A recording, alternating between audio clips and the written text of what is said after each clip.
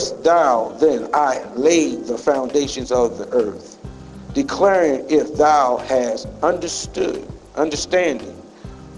who had laid the measure thereof, if thou knowest, or who had stretched the line upon it, whereunto are the foundations thereof fashioned. And if I had a topic for this sermon, where were you? The earth. Where were you when I laid the foundations of the worlds together? Where were you when I measured and stretched out the universe? Where were you? Because Job had a problem with God. Job was going through all this stuff, and he wanted to know, God, where were you? Why am I going through all this trouble? Why all this stuff happening on me? And in a sense, he questioned God. And God said, well, wait a minute, hold up, Job. You putting a charge on me. Then if you go with verse 1 and 2, and it said the Lord answered Job out of a whirlwind. First of all, if God answered me out of a whirlwind, out of a tornado, I ain't going to be talking smack to God. Yeah, I mean, come on. Oh, a tornado start talking to you, and you're going to say, well, God, why this happened to me, and why I lost my kids, and why. And then I understand, Job. Man, if you lose everything, you'll question God. I ain't going to sit here and knock on Job. I question God, too. Why they walk out? Why I lost my job? Why things tough? Why I'm in this situation? Why other pastors got stuff I don't got? Why everybody coming to them? Why everybody like them better? And there's nothing wrong, because here it is again. Sometimes you ask the question because you don't have a point of reference of why things going on or going wrong. You don't have a point of reference. Oh, I live right. Don't you know? All my friends, I remember all our friends, we were single. All my friends were single at the same time. Then, like years, most of my friends got married. I remember people I counseled that was talking about getting divorced still married. Now, all my friends are still got their wives and their families all together, and mine went straight to hell. And I questioned God, like, they don't even go to church. They don't even read their Bibles. They don't even do none of that. So why is this happening to me? But I understand the enemy don't pick on nobody that don't love God. He pick on those who love God. Why the enemy gonna mess up their relationship? Why the enemy gonna mess up their situation? Why the enemy why he gonna? Because you know what? They don't love God. They don't care. So he ain't gonna mess with them. He ain't gonna let the devil jump in his wife or her husband or their job. He ain't gonna jump in mine. Because when you get right with God, the enemy you become a target. But people say, well, I don't want to go to church then. Well, I don't want to go to hell either. That's right. But I learned I got grace and mercy, but we don't know. Where were you? Because you don't know what's happening in the background. Some people question certain things about God because they just don't know process. So he questioned God, and God came back to Job. Job asked Job, where'd you get this dark counsel from? Verse 2, who are you talking to? Don't you know people would tell you when bad things happen, especially in church? I used to think, man, you must have did something wrong. Yeah, I thought you knew God. You must have did something. We all be in hell. Like the man went by, in the Bible, one of the people went blind, one of the families, he found, Jesus said, oh Lord, did this man went blind because his family sinned? If that's the case, all of us be walking around in canes. My mother sinned, you sinned, your children be blind, you be blind, everybody be blind because of sin.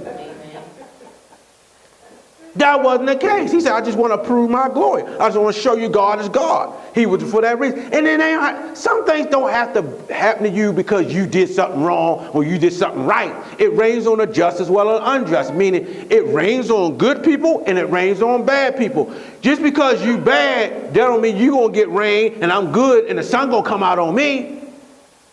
It's going to pour on everybody. And you know what? Trouble pours on everybody. But you ain't got to do nothing wrong, because when we in this world, everything gonna go wrong. Because when man fell, nature fell, everything corrupts. That's why your car breaks down, your roof get leaks, everything decays. When you walk in God, they say when the children of Israel walk in God, their shoes didn't even wear out. When you in God's stuff, God makes stuff last for you. God give you stuff. God give you favor. Everybody thinks money for money. No, God give you favor. But when God made the earth, he asked Job, where were you? Where were you when I was going through the process? Where were you when I was doing that? And I said the same thing. We got to be like God, because sometimes I ask folk, where were you when I was going to school? Where were you when I was working 2 jobs to get my house? Where were you? Because people quick to have opinions about. I like when people have opinions about me running the church. I like opinion while people are like, well, Pastor, why Pastor doing this? But where were you? I tell people in here, well, Pastor, why you made this color? Where were you when I was putting the paint on the wall? Where were you when we were fighting and crying to get in the building? Where were you when I was dealing with the fire marshal? Where were you when I started the organization? Where were you when I'm sitting there typing on a computer, writing to the IRS? Where were you through the process? And sometimes you got to ask folks, where are you when I do certain things? And they tell Job, you don't know what you're talking about. You questioning me. I didn't do this to you. The devil came up on you. You didn't know in heaven the devil came up with the children of, with the sons of God and asked them, you know what, nobody served you. And he just said, well, have you considered my servant Job? He didn't put Job out there. He said, Job served me. He loved me. Oh, him? Only reason I ain't touch him, you got a hedge around him. You can't let me get to him. And God said, all right, I'll take the hedge down. He said, but don't touch his life. Because he challenged me. The devil challenged me. And you know what? I trusted you. Job, I had so much faith in you, I even considered you to be challenged. What if some things nobody else can pass and God said, what about if Terry Allen go through? What about Pastor Allen? What about you? Nobody can deal with this crazy man. But what about Sally? She can deal with that crazy man. Have you considered her? Have you considered this? Well, nobody can take that job. That job too hard. Have you considered Job? Have you considered Josh? Have you considered John? I'm calling people names out. You don't know if the enemy is challenging God on your behalf. And if God has that much trust in you to let you go through some hell, he trusted that you're going to complete the mission. He got faith in you that he got something inside it. Now, sometimes we don't know what we got in us until we get in some trouble. Trouble tests who you really are.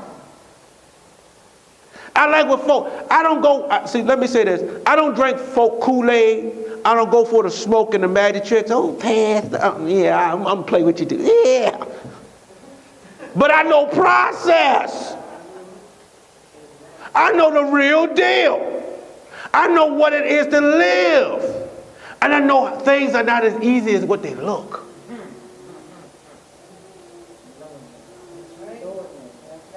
See, people don't understand. We had the Toys for Tots things. And everybody, have fun they're supposed to. But guess what? At the end of the day, at the process, I got home at 5 o'clock. Some people left at 1 o'clock. What did I do for the 4 hours that you were gone? Well, I had to make sure, because somebody spilled something over here, had to mop the whole floor, make sure everybody was arranged, everything cut up, the kids went in the room, tore that up, had to make sure that, put the gifts away and all that stuff, put that away, and after 5 o'clock, I was done. Now, if I wasn't finished, I would have caused some feelings if I was tired, said I'm gonna leave. Well, Pastor, why this stuff is out here? You said that to me?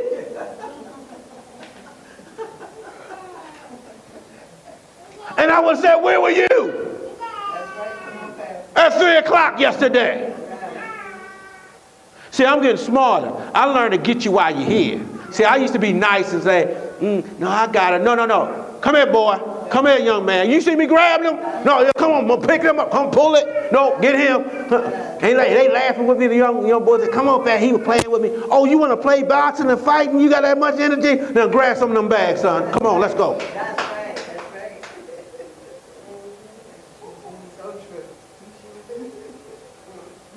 And guess what? I got out here a little early.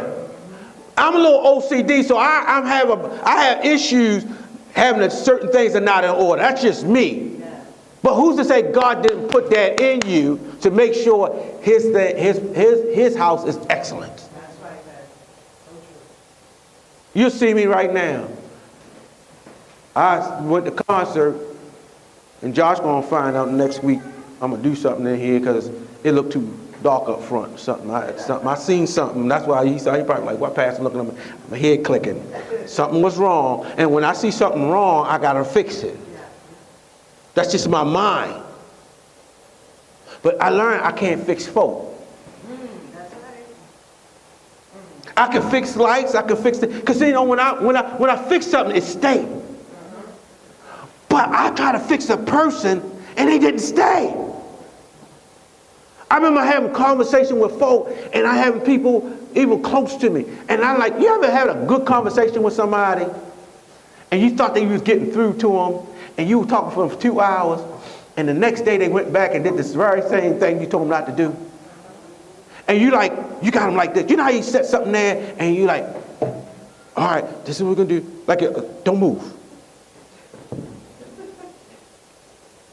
And you walk away and think they ain't moving, and then the thing fell off. Folk do the same thing, and they always fall off. And I'm like, wow, what happened all the time? Well, I know what you're saying, but I love them. What? I remember I was 3 o'clock in the morning talking to somebody, walking them off the bridge, walking them off the ledge. And guess what? They fell off the ledge. The next day. And I didn't hear, they were all, not only, they were a mile.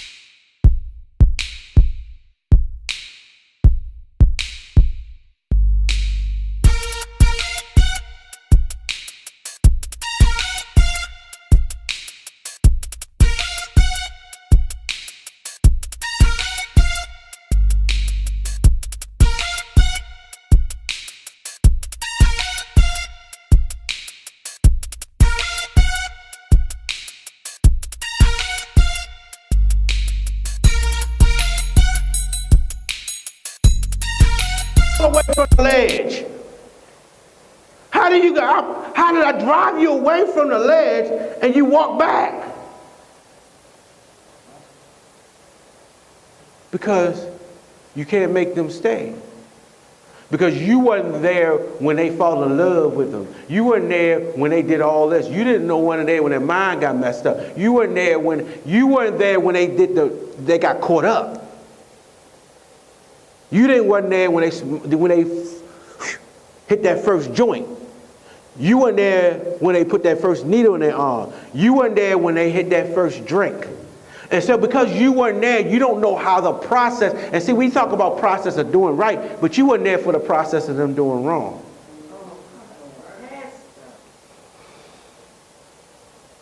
So you don't know what it takes to get in there, so you weren't there. So that's why I don't judge nobody, because I wasn't there. Only God knows. Only God was there. Now God might give you discernment. That's why I tell folk, I learned not to get mad at people, especially when people mess over you and did you wrong. You forgive them. Because you know what? There's something in them that you think, you looking at them and said, this is what I give to you. But you weren't there if someone got abused, somebody had a father, somebody don't know how to stay in a relationship, somebody don't know how to stay put, stay quiet, stay calm.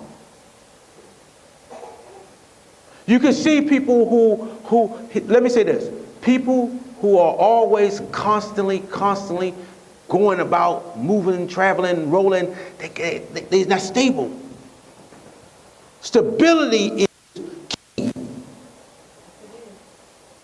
You can tell unstable people, because unstable people can't stay in one place, in one job, in one relationship no longer than a week. They always got something going on, and they're looking for the next big thing. But you don't know where were you when they got into that situation. You don't know that their parents modeled that.